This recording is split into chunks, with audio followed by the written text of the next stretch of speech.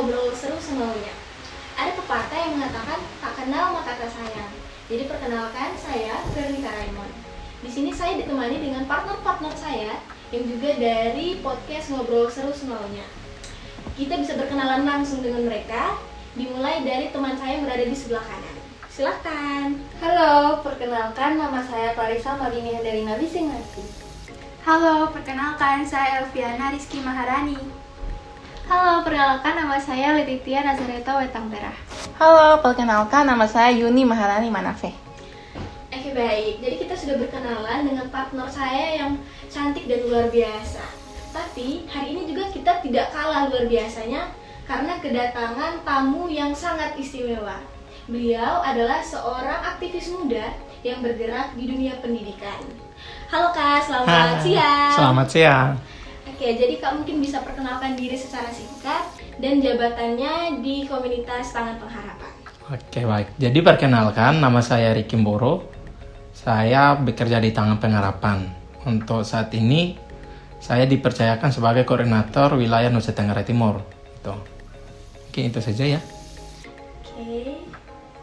Oke, berbicara soal Tangan Pengharapan. Nah, kami di sini bersama teman-teman saya pasti ada banyak sekali pertanyaan yang ingin kami tanyakan kepada kakak. Salah satunya, apa yang mendasari terbentuknya komunitas ini dan kapan sih awal terbentuknya komunitas ini? Jadi komunitas ini atau Yayasan Tangan Pengharapan ini terbentuk atas dasar kepedulian. Yaitu siapa? Yaitu pemimpin kami, yaitu Pak Yohanes Kristianus dan Ibu Heni Kristianus. Kenapa saya bilang ada kepedulian? Karena mereka itu warga negara Australia. Tapi karena pada saat ke Indonesia dan melihat anak-anak jalanan, akhirnya mereka peduli. Mereka kembali ke Australia, kemudian jual semua aset mereka dan mereka datang di Indonesia tujuannya untuk menyelamatkan generasi. Gitu. Dan terbentuknya Yayasan Tangan Pengharapan. Gitu. Jadi itu nilainya di situ. Oke, selanjutnya pastinya kan ada visi dan misi dari komunitas Tangan Pengharapan ini. Apa sih sebenarnya visi dan misi dari komunitas ini? Jadi gini, untuk Tangan Pengharapan itu tadi saya mau sampaikan untuk berdirinya itu sejak tahun 2007. Nah, yaitu dari kepedulian atau ada keinginan dari pemimpin ini yang peduli terhadap generasi masyarakat dan generasi bangsa. Dengan yaitu apa yang dipeduli, yaitu karena adanya kita lihat bahwa ada kemiskinan di pedesaan, bahkan mahar dan tidak meratanya pendidikan. Nah, dengan harapan dengan adanya Yayasan Tangan Pengharapan ini bisa membantu mewujudkan generasi bangsa yang lebih baik. Dan sedangkan untuk tadi tentang visi, itu visi Tangan Pengharapan itu mewujudkan generasi dan masyarakat yang beriman, cerdas, dan berkarakter untuk kesejahteraan bangsa. Sedangkan misinya itu membantu setiap orang menemukan potensi diri mereka dan mengeluarkan mereka dari kemiskinan dengan cara memberikan solusi praktis. Dan moto kami itu membantu setiap orang yang mau menolong dirinya sendiri. Jadi kalau dia tidak mau menolong dirinya, pasti kami tidak bantu. Gitu. Oke, kan kemarin sempat lihat juga tuh di Instagramnya Tangan Pengharapan. Pas lihat di logo, wah warna-warni, ini kayak begini nih. Itu maksudnya apa Kak, warna-warni? Nah, jadi kalau kita lihat itu kan warna-warni dan bentuknya kayak ini bintang, tapi tidak bintang juga kan? Iya. Nah, kalau bintang, ini warnanya itu menunjukkan bahwa pelayanan Tangan Pengharapan itu tidak memandang suku, agama, dan ras. Nah, sedangkan yang untuk keseluruhan dari logo Tangan Pengharapan itu menunjukkan bahwa bergandengan tangan untuk mencapai suatu tujuan. Jadi ada kayak cabang-cabangnya itu. Tujuannya dari banyak lah begitu. Dengan banyak itu kita bergandengan tangan untuk mencapai suatu visi gitu. Oke, jadi menarik ya Kak? Ya. Jadi kami tidak bisa jalan sendiri kalau tanpa ada dukungan gitu. Baik, terima kasih. Kalau begitu kami ingin mencari tahu secara lebih dalam gitu. Jadi kira-kira apa garis besar dari komunitas ini? Jadi komunitas ini tuh ada di bidang apa dan mengapa? Nah, kan kalau kita komunitas ini tujuan dan sasaran utama itu masyarakat di pedalaman dan generasi yang ada di pedalaman. Oleh karena itu kami fokusnya ada 3, yaitu pendidikan, pemberdayaan, dan kesehatan. Karena itu sih yang sangat dibutuhkan di masyarakat di pedalaman. Gitu. Oke, mungkin Kak ada pengalaman menarik nih waktu berada di pedalaman, mungkin waktu berada di tempat, kan tiap tempat memiliki ciri khas beda-beda. Meskipun kita sendiri berasal dari timur, tapi kan timur NTT sendiri ada banyak nih. Ada dari Soe, dari Kupang, dari Sumba, dan dari mana-mana. Ciri khas dari tiap tempat beda-beda, pembawaan karakter tiap orang, pembawaan budaya juga pasti beda. Ada tidak pengalaman yang mungkin sangat-sangat menarik untuk kakak ketika berada di pedalaman? Nah, kalau untuk pengalaman sih di pedalaman itu sangat banyak. Dan justru menjadi seorang staf Taman Pengharapan dan bertugas di pedalaman itu banyak hal yang kita dapat di situ. Nilai-nilai positifnya banyak sekali. Karena saya bergabung itu sejak tahun 2015 sampai 2023 ini banyak. Yaitu pertama itu saya dari pendidikan habis ke pemberdayaan. Nah, itu banyak. Nah, pengalaman yang berkesan yang saya pernah temukan itu pada saat tahun 2015 saya itu baru ditugaskan masih 3 hari. Kemudian saya ditugaskan ke desa karena memang Taman Pengharapan itu kan lokasinya itu memang sangat pedalaman sekali. Ini kadang tidak ada listrik, jalannya rusak dan tidak ada sinyal handphone. Nah, kami ke sana, kami dengan mobil antar bantuan. Nah, setelah kembali itu mobil rusak. Jadi saya bersama tim itu selama 3 hari harus nginap di hutan. Karena kami tidak bisa hubungi, karena tidak ada jaringan, tidak ada listrik. Mau hubungi siapa di tengah hutan?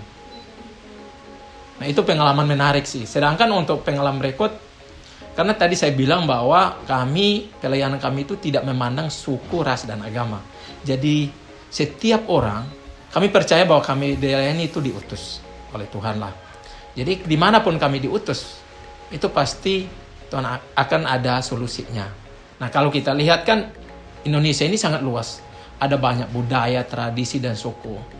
Nah, itu yang sangat menariknya di situ. Jadi setiap daerah itu memiliki pengalamannya tersendiri. Kalau saya sih, yang saya pernah melayani itu di Timor, di Maluku, di Jawa, di Sumatera, di Papua, itu berbeda juga. Jadi ada nilai-nilai positif yang kita dapat di situ. Oke, kira-kira kan Kak tadi sudah di Jawa, Maluku, perbedaan yang paling signifikan antara pelayanan di sini dan di luar NTT sendiri itu bagaimana Kak ceritanya? Cerita yang paling yang membedakan itu karakter. Nah, karakter orang Timur beda dengan Jawa. Begitupun orang Jawa beda dengan orang Maluku. Nah, orang Maluku juga beda dengan Sumatera. Sumatera juga beda dengan Papua. Nah, itu tergantung kembali kepada diri kita. Kita melihat, intinya kalau kita ke sana itu mau melayani lah. Apapun tantangannya, pasti kita akan berusaha untuk mencari solusi sehingga bisa memberikan pelayanan yang baik gitu. Itu masalah utama atau tantangan utama itu diri sendiri dulu. Gitu. Jadi dari cerita yang kita dengar tadi itu sepertinya sangat menarik ya teman-teman. Nah, jadi sepertinya teman-teman yang menonton ini menjadi semakin ingin cari tahu kira-kira komunitas ini itu sejauh ini programnya itu apa saja ya, dan juga apa saja yang sudah dilakukan oleh komunitas Taman Pengharapan ya Kak. Jadi ini program kami itu ada 3 program besar kami, yaitu pendidikan, pemberdayaan, sama kesehatan. Untuk pendidikan sendiri nanti ada program-program lagi, pemberdayaan juga seperti itu. Kalau untuk pendidikan itu pertama itu feeding and learning center, belajar untuk makan. Jadi anak-anak di pedalaman ini kadang mereka datang tidak makan. Jadi kami memberikan makanan juga. Habis itu kami memberikan pendidikan. Nah, itu feeding and learning center. Ada juga pendidikan anak usia dini. Kenapa harus anak usia dini? Karena dasar pendidikan, kalau dasarnya bagus pasti perkembangan pendidikannya bagus. Oleh karena itu kami mau bantunya itu dari dasarnya dulu, membentuk dasarnya dulu. Nah, tadi saya bilang ada pendidikan anak usia dini.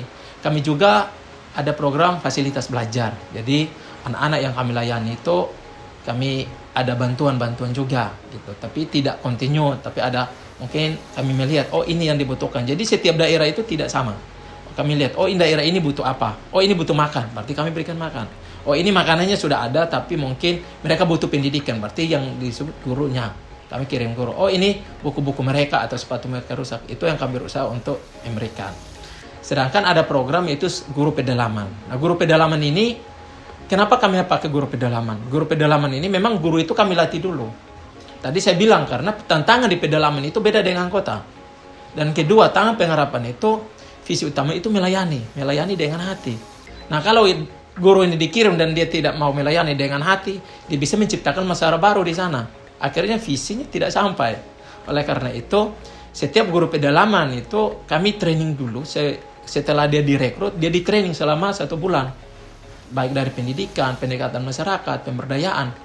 Kami guru-guru pedalaman kami training juga pemberdayaan. Kenapa? Karena pada saat dia di pedalaman itu dia tidak hanya fokus ngajar, tetapi dia bisa membantu masyarakat, memberikan solusi tadi sesuai visi. Kami hadir untuk memberikan solusi. Jadi apapun di masyarakat di sana, sering masyarakat itu menganggap bahwa guru tangga pengharapan itu serba tahu. Apapun masalahnya pasti dia datang konsultasi. Nah, itu yang kami harus persiapkan untuk guru kami. Nah, itu yang tentang guru pedalaman. Terus kami ada yaitu sekolah dan asrama. Yaitu seperti yang kita lihat bahwa ada sekolah berasrama. Kenapa kami membangun sekolah berasrama ini? Karena kami ada program namanya menciptakan 1000 pemimpin bagi bangsa. Yaitu dengan membangun sekolah berasrama sehingga anak-anak yang dari pedalaman ini kami adopsi full oleh Taman Pengharapan, memberikan dia pendidikan dan pembentukan karakter di sekolah yang kami sudah bangun dengan dia tinggal di dalam. Akhirnya pendidikan dan karakternya itu terbentuk dengan harapan bahwa satu saat dia menjadi pemimpin yang peduli dengan masyarakat dan generasi bangsa yang ada di pedalaman. Oke, Kak, tadi kamu jelaskan mengenai guru pedalaman. Yes. Ini pasti untuk teman-teman yang juga nonton sangat-sangat tertarik nih. Seperti apa sih syarat bagi mungkin teman-teman yang mau untuk bergabung menjadi guru pedalaman? Karena jujur dari guru pedalaman ini saya rasa saya baru mendengar sih kayak ada kegiatan atau organisasi dan komunitas yang membangun dan menjalankan sistem seperti sekarang. Kira-kira syarat yang harus utama kemudian harus diperhatikan untuk mencalonkan diri atau ingin bergabung bersama dengan komunitas Tangga Pengharapan di bagian guru pedalaman. Oke, jadi kebetulan sekali bahwa saat ini kami membutuhkan guru pedalaman. Jadi kalau ada teman-teman yang nonton dan ingin tertarik dengan guru pedalaman, silakan lihatnya IG Tangga Pengharapan dan Facebooknya, bisa kasih masuk lamaran di situ. Untuk guru pedalaman sendiri itu syarat utama itu harus sarjana. Itu syarat utama. Yang kedua, syarat kedua yaitu tidak masalah jurusan apapun. Jadi semua jurusan bisa diterima. Tidak ada harus fokus agama, tidak. Agama apapun bisa masuk jadi guru pedalaman Tangga Pengharapan. Tetapi yang berikut lagi, berarti dia harus bersedia tinggal di pedalaman. Kan namanya guru pedalaman, berarti harus tinggal di guru pedalaman. Nah, nanti setelah itu dia akan kasih masuk lamaran. Setelah kasih masuk lamaran itu, kemudian akan diinterview dari tim pendidikan. Habis itu mungkin ada beberapa pertanyaan yang di dalamnya dia harus lengkapi dan seterusnya untuk sebagai syarat apakah lolos atau tidak. Nah, saya mau sampaikan bahwa guru Tangga Pengharapan atau guru pedalaman Tangga Pengharapan itu sebenarnya enak sih. Kenapa? Karena Tangga Pengharapan itu dia kirim guru bukan misionaris. Saya mau sampaikan. Kalau kadang kayak kirim saja nanti kamu cari tempat sendiri dan seterusnya. Kalau guru pedalaman tidak. Sebelum dia dikirim itu ada koordinator wilayah.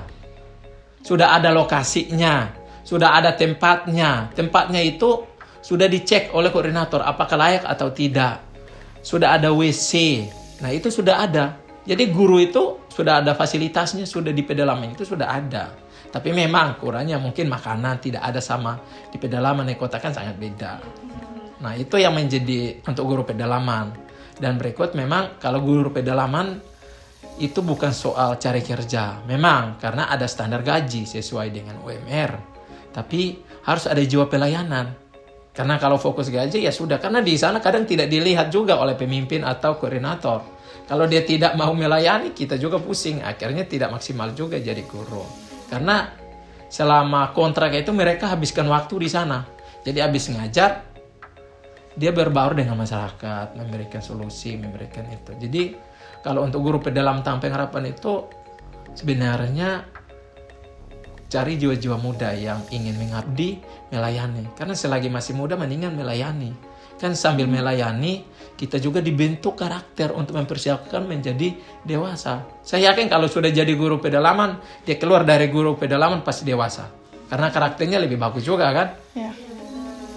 Jadi teman-teman yang tertarik setelah mendengar penjelasan ya. Saya yakin pasti banyak teman-teman yang tertarik nih dengan penjelasan yang sangat luar biasa, dengan pengalaman ya pasti ya Kak.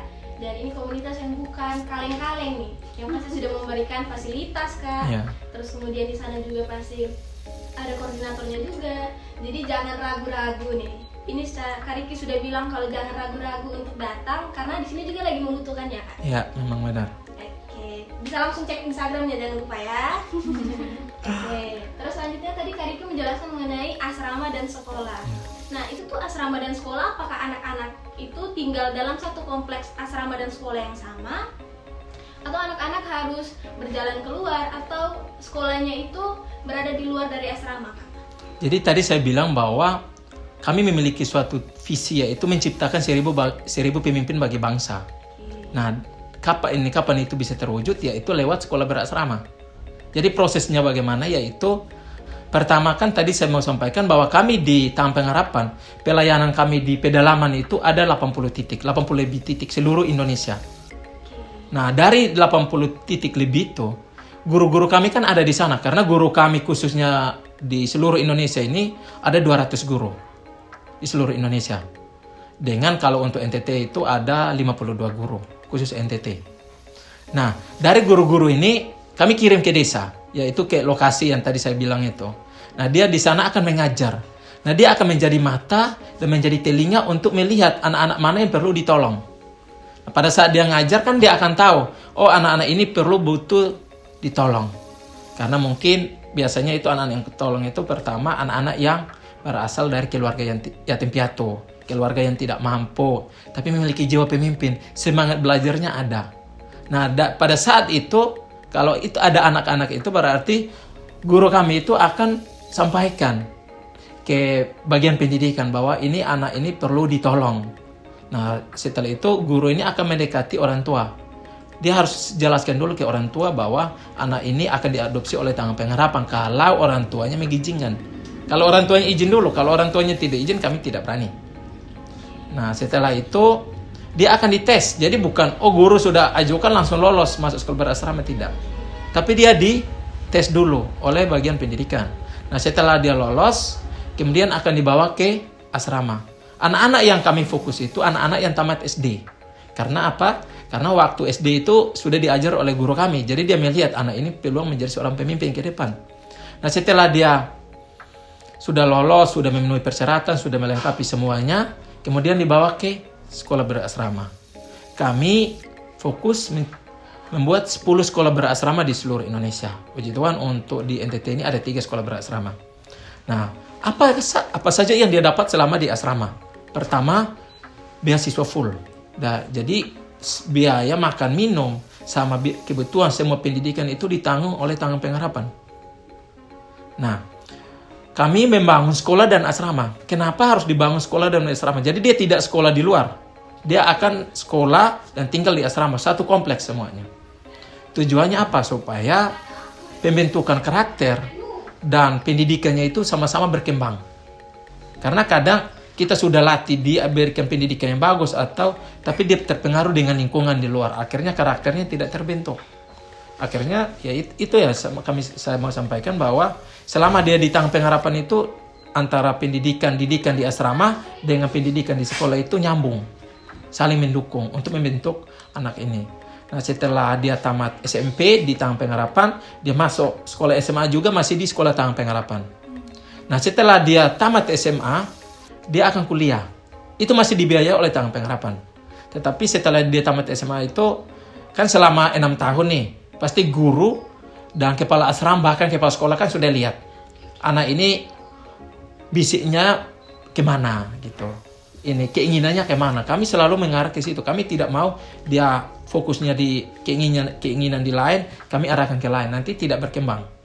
Nah, kalau ini anak ini dia pingin kuliah, oke, berarti dilanjutkan yang beasiswa kuliah. Tapi kalau lihat anak ini pinginnya bekerja gitu, dia pingin mandiri, wirausaha gitu, berarti kami akan berusaha untuk memfasilitasi dia untuk ikut pelatihan sehingga dia ada skill di situ, sehingga dia bisa mengembangkan dirinya.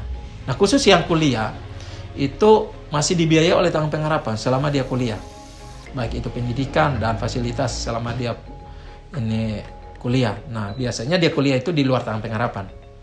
Artinya di kampus yang terdekat gitu, bukan di Tangan Pengharapan. Ya harapan kalau suatu saat ada Tangan Pengharapan memiliki kampus sendiri, berarti mereka langsung kuliah juga di Tangan Pengharapan. Amin. Nah, setelah dia kuliah itu ada kontrak. Karena kami pingin pada saat dia kuliah, ingat bahwa dari mana dia berasal, dia harus mengabdi dulu. Oleh karena itu, kalau yang untuk yang kuliah itu harus tanda tangan kontrak 5 tahun menjadi staf Tangan Pengharapan setelah dia wisuda. Kenapa harus seperti itu? Karena kita lihat realita. Banyak sarjana, banyak orang yang pintar dari pedalaman, tetapi pada saat dia pintar atau pada saat dia mendapatkan pendidikan yang bagus, dia tidak ingin lagi kembali ke pedalaman. Dia fokus tinggal di kota. Nah, tujuannya kami buat kontrak itu. Setelah dia wisuda, dia harus kerja dengan Tangan Pengharapan untuk kembali ke Tangan Pengharapan untuk melayani di sana. Nah, setelah 5 tahun dia mengabdi bersama Tangan Pengharapan, kami berikan dia kebebasan. Dia mau keluar dan cari pekerjaan sendiri, tidak masalah. Terus bagaimana kalau setelah dia wisuda, dia tidak mau bergabung dengan Tangan Pengharapan? Apakah ada konsekuensi atau apa? Tidak. Bagi kami tidak masalah. Tapi kalau dia kerja di tempat di luar Tangan Pengharapan, wajib dia harus adopsi satu guru pedalaman untuk gantikan dia selama 5 tahun. Boleh kerja di luar, tapi kamu harus adopsi guru yang akan gantikan kamu. Iya, karena sudah di yayasan sudah membiayai dia, kan dia harusnya mengabdi dulu. Karena kami ingin ini sarjana yang kami ciptakan dari Tangan Pengharapan itu, yang alumni dari Tangan Pengharapan itu melayani di masyarakat. Harapan kami mereka harus jadi pemimpin. Nah, kalau dia tidak mau pulang ke desa, bagaimana dapat pemimpin ini siru pemimpinnya? Sejauh ini ini sudah berdiri lama ya Kak, pasti sudah ada yang sampai kuliah. Iya. Nah, kira-kira ada tidak kasus semacam itu ketika dia sudah selesai, sudah sampai kuliah, sudah kerja dan tidak mau balik lagi? Nah, untuk saat ini memang ada beberapa anak kami yang sudah kuliah, dan puji Tuhan bahwa selama pendidikan di sekolah berasrama itu kan mereka sudah dibentuk dan memang jiwa kepeduliannya itu sudah ada. Jadi untuk saat ini belum ada yang bilang, oh saya tidak mau bergabung dengan Tangan Pengharapan. Justru mereka senang dan bahagia karena menjadi bagian dalam pelayanan Tangan Pengharapan. Artinya kayak transfernya itu jalan terus. Jadi pertama saya ditolong, sekarang giliran saya untuk menolong gitu. Baik Kak, menyambung dari pertanyaan teman saya, kira-kira sejauh ini Tangan Pengharapan berdiri, apakah ada program keunggulan yang dimiliki oleh Tangan Pengharapan? Nah, tadi saya bilang bahwa program keunggulan Tangan Pengharapan itu menciptakan 1000 pemimpin bagi bangsa. Jadi, Tangan Pengharapan ini kami memiliki 10 sekolah berasrama di seluruh Indonesia.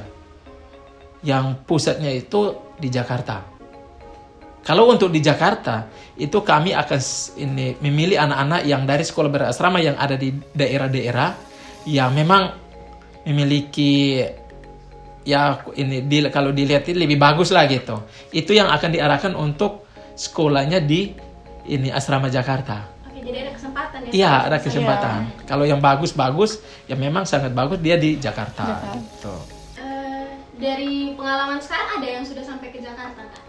Iya, sudah. Jadi setiap tahun itu akan ada pemilihan yang akan pindah ke asrama Jakarta dari semua sekolah berasrama yang ada di daerah. Jadi untuk sekolah berasrama Tangan Pengharapan itu ada di NTT itu ada 3, yaitu ada di Kupang, ada di Atambua, ada di Sumba.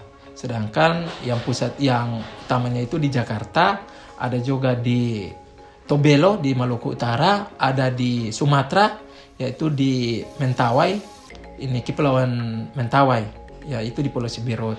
Ada juga di Biak di Papua, ada juga di Merauke. Nah, kami juga sekarang ada buka di Kaimana. Di Papua. Wow, oke. Memang kan sekolah berasrama ini kan fokusnya anak-anak pedalaman, jadi dia harus bangun sekolah berasrama itu daerah-daerah pedalaman lah. Baik Kak, jadi Tangan Pengharapan ini sudah ada 10 sekolah berasrama dan juga dia juga sudah menolong 6.290